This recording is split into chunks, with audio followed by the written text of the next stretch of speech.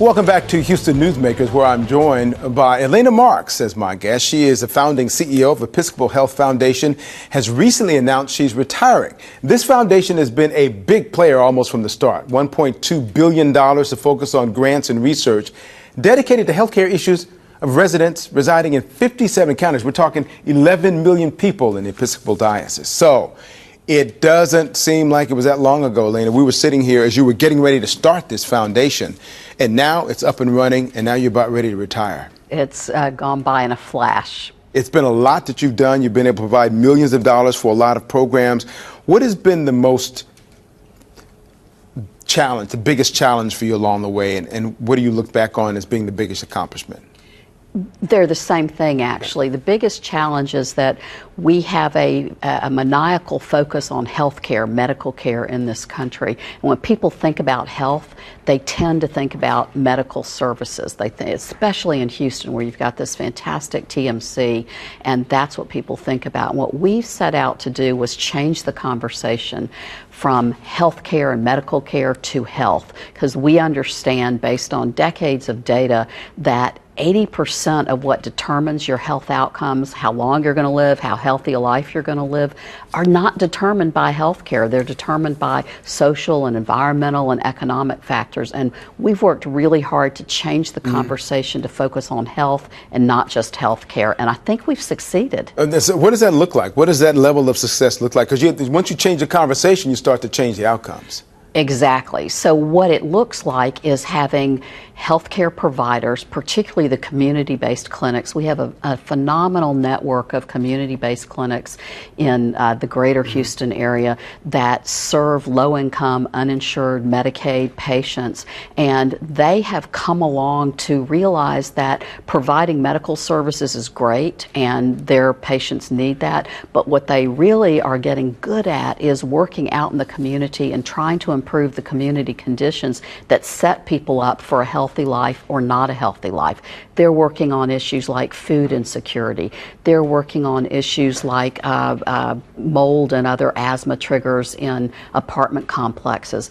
They're going upstream, and that's what we're excited about. What kind of role has politics played in this challenge to get things done? Because I know there's always politics in everything, and how have you been able to navigate that? There's politics in everything, but there's also, this shift has been more, I would say, about culture and economics.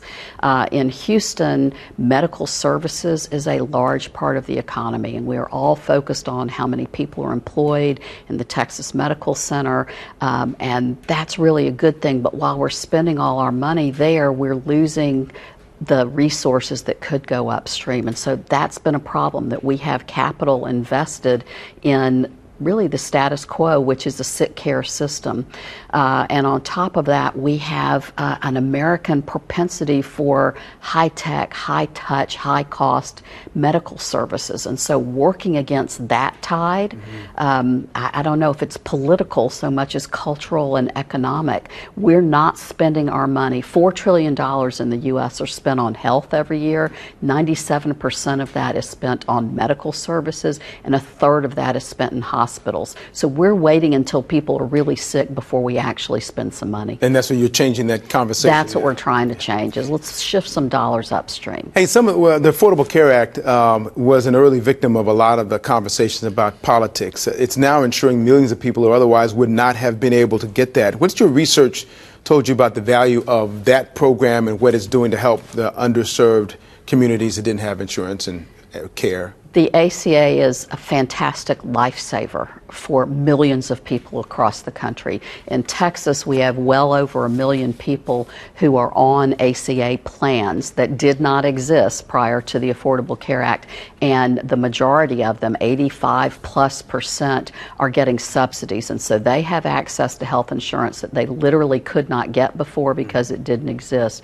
Now, what we've missed out on in Texas is the opportunity to bring another 1 million Texans into coverage through Medicaid expansion. We are one of only 12 states that has refused to expand Medicaid. That's where you get to politics. But you've been in that arena. What's the biggest to people to saying, let's do this, other than politics? I mean, it is politics, but...